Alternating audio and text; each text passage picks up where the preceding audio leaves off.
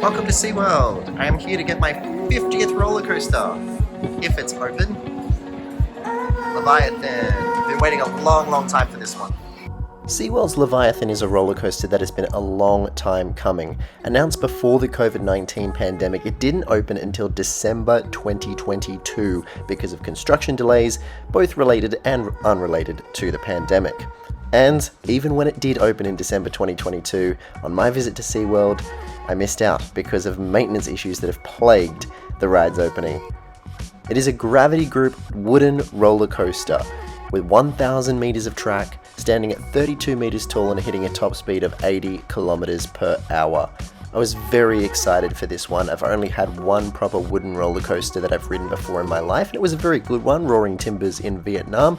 But this, having one on Australian shores, one that was meant to be so great in terms of its theming and ride experience, I was very glad that this was going to be my 50th roller coaster and that I was finally going to get on it. So how'd it go? Well, let's find out. Enter the world of the new Atlantis and take part in an ancient ritual for only the bravest and most courageous.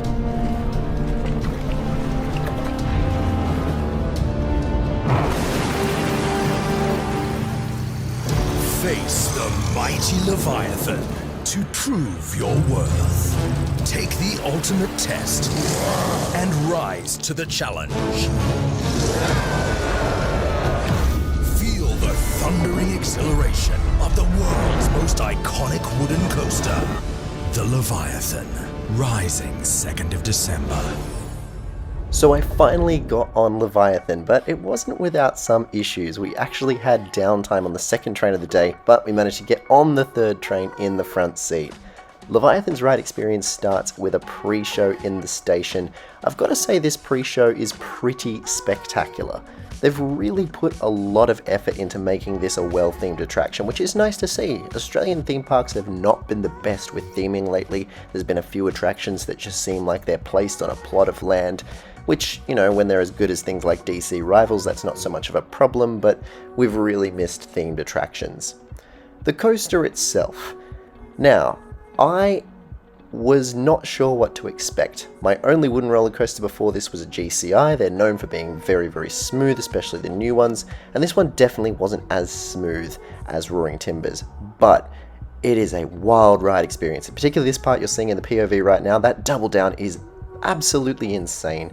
The airtime, the laterals, it doesn't stop. There are no dull moments on this roller coaster, no dead moments whatsoever. It does have a little bit of a rattle, but it's a wooden roller coaster, of course it does. It's very, very smooth, and I'm hoping that SeaWorld's maintenance will keep it that way. The ride experience is also heightened by the fact that the footprint of the ride is so small. They fit in so much into such a compact little area, constantly winding through the supports. It's just such a fantastic experience. Now, we ended up getting 3 rides on Leviathan during the day, but they were kind of the ideal seats. We got the front row, we got the back front-facing row, and of course, we did a backwards ride as well, which I'll talk about in a second. The forwards-facing experience, though, I would describe the airtime as more floater than ejector, but that could be perhaps because the ride was running a little bit cold, and I'll tell you why in a short moment. I didn't think that there were any true ejector moments, and as a big lover of airtime, that is probably the only reason that I think that this is not quite as good as DC Rivals up at Movie World. But there was lots of airtime. There's no shortage of it, absolutely all over the place, so that's fantastic. And the laterals are amazing, particularly in these overbank turns around the queue area. Some great lateral moments as well. As I said, I think the pacing is this ride's strength. There are no dull moments. From start to finish, from the moment you drop off that chain lift until you hit the brake run, everything is just non-stop. Which brings me to the backwards experience. I was very interested to see how this was going to turn out. DC Rivals Backwards is just one of my favourite experiences ever in the history of Australian theme parks. But I wasn't sure how that was going to translate to a wooden roller coaster. I thought maybe it would be a bit too rough, a bit too, the roughness of a wooden roller coaster would result in it being a bit too much.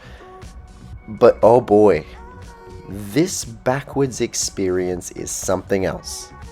Now, what I love about the backwards rides that we have on DC Rivals and Leviathan is that it adds to the unpredictability. It makes you unable to brace for those elements, which makes those airtime and lateral moments just so much more intense. And Leviathan is non-stop, start to finish. Every moment is just spectacular, unlike DC Rivals, which arguably has, predictable moments, even though they might be more intense. The double down on Leviathan backwards, I lost my breath for a moment. I couldn't believe what I was experiencing, and I didn't have any time to catch that breath either. Leviathan is relentless, and the backwards seat, you will not regret it. It's incredible. My only worry is that if SeaWorld's track work and maintenance is not good enough, that this could become unrideable if this wooden roller coaster is anything less than the smoothness that it is today. And then a storm hit, and the rides didn't reopen for the rest of the day. So we wandered around SeaWorld, looked at some animals, and wasted the rest of the day.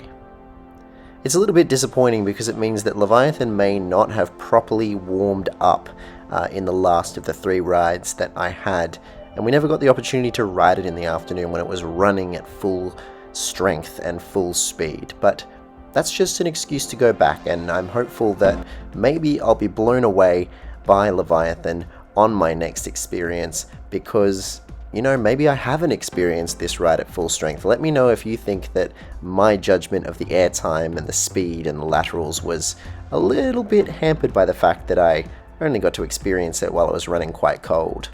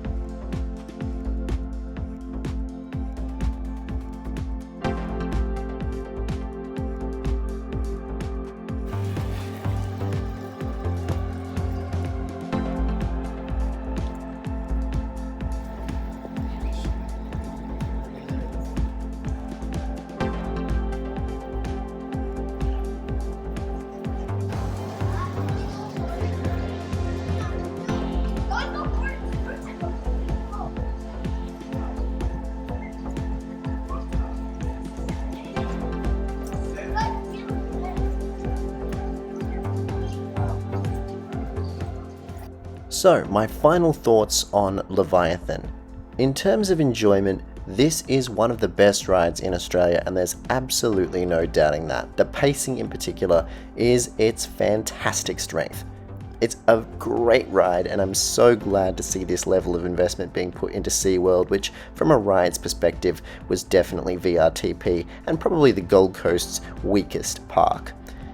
It's fantastic, it runs just about as smooth as I would have expected, the forces are great, and I'm hopeful that they'll only be better when I get to go back and ride again, when it's running hopefully a little bit faster.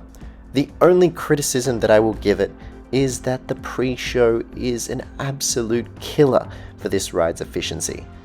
This is just so poorly managed. The pre-show is fantastic, and I think that it's a crucial part of the ride experience and what makes this ride so unique, but it adds a decent 30 seconds to every dispatch, which is far too much. But the ride experience itself is well worth the wait. I love this ride, it is one of my favourite on the Gold Coast, and I give it a solid 4.5 stars out of 5. It currently ranks 6th out of 50 roller coasters I've ridden.